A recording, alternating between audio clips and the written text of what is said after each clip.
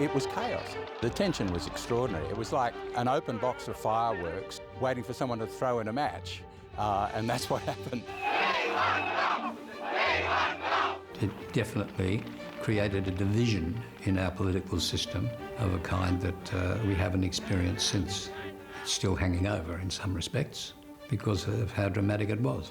The nation's most dramatic constitutional sliding door moment on Remembrance Day 50 years ago tomorrow. A long brewing crisis boiled over. Dismissed Labor leader Gough Whitlam delivering the political zinger of the century. Well may we say, God save the Queen. Because nothing will save the Governor-General. The events of 5 decades ago still resonate deeply, particularly for baby boomers for whom it became a defining political memory. Like Woodstock, it sometimes feels like more people claim to have been present on the steps of Old Parliament House than were actually there. But the late ABC reporter Richard Carlton was even closer to the action, standing just behind Gough Whitlam.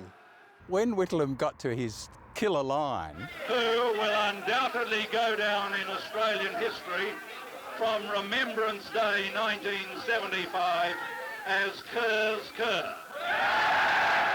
Dick went, oh, like he rolled his eyes back because that moved it all on to another level.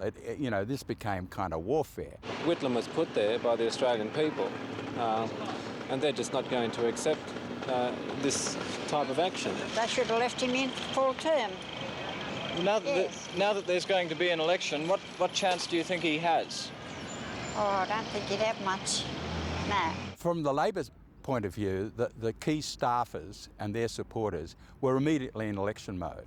There was no point crying over spilt milk. They were confronted by a constitutional coup d'etat, and so next was move into election mode. On the other side, there was a sort of confidence in the coalition that they knew that the Whitlam government was so much on the nose by then that all they had to do was get through the election campaign and they'd be okay. Whitlam's subsequent election defeat by Malcolm Fraser killed the grand 1970s Labor experiment after just 3 dramatic years of rapid change. Labor's rage endures to this day. Make no mistake, November the 11th, 1975 was not a constitutional crisis. It was a partisan political ambush. There was no real precedent and no legitimate pretext. Behind all the various schemes and subplots that will be unpacked and revisited tomorrow lies an overt refusal to respect the mandate or even acknowledge the legitimacy of a Labor government. Anthony Albanese sees himself as continuing the legacy of Gough Whitlam. But speaking last month at the launch of Troy Bramston's biography of Whitlam, acknowledged there are lessons for him in his hero's story. There is wisdom in here. Do not ignore warning signs, engage and respect colleagues. I'm not quite sure whether Gough had the same attitude as the current Prime Minister. He had developed an agenda of great breadth and depth, and that's what he was implementing. It's a measure of these events 50 years ago that nuggets of revelation are still possible today. Before he became a Chief Justice of New South Wales and an ABC chairman, James Spiegelman worked for Gough Whitlam as a trusted advisor. When Whitlam was looking for someone to replace former Liberal politician Sir Paul Hasluck as Governor-General, John Kerr was not his first choice. Gough wanted to appoint Kenneth Myers as the Governor-General to succeed Paul Hasluck. And what was the problem? The problem was he was about to divorce his first wife. It was still regarded then as something that would not only be an issue in Australia, but would also affect the Queen's approach to having her representative as a divorcee. According to Spiegelman, he suggested the recently retired and benighted Archbishop of Sydney, Norman Gilroy. Gilroy's equivalent in Melbourne, Archbishop Mannix, interfered in the political game. He supported the Democratic Labor Party that split off from the Labor Party. Gilroy refused to do that in New South Wales.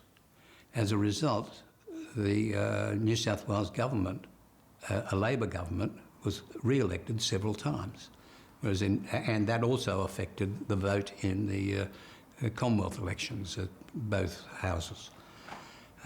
So I just simply said, we owe things to Gilroy. And the reason he said was, look, we don't have an established church in Australia, but she is the head of the church there. Namely, it may be embarrassing for the Queen to be represented by a priest. What do you think might have happened differently? To begin with, he's not a lawyer. That would make a difference in his approach. He would have had to take advice, mainly from the Prime Minister's Department, the Attorney General's Department, whereas Kerr had his own approach, and he also had Sir Garfield Barwick and others, but the people would be different, and their approach would have been different. Do you feel any regrets that you appointed Sir John Kerr? Oh, please don't. Historians and biographers will continue to debate the rights and wrongs of the dismissal and what should have happened. Was there no better way, looking back on it, that you could have dealt with that developing crisis? Yes, Kerr should have allowed me to have a half-Senate election. John Kerr believed that if he spoke about the things that were in his mind, that he would then have been dismissed. The King's current representative, Sam Mostyn, has spoken in recent days of why a Governor-General should never be in the business of surprising a Prime Minister. But the events of 5 decades ago did not happen out of thin air. To this day, there's a tension in the Australian Constitution about what happens when a Governor-General decides a government is irresponsible. No Governor-General will ever dare do that again. So I think unless a Labor government or a Liberal government or coalition government does something so extraordinarily bad, I can't see that power ever being used again.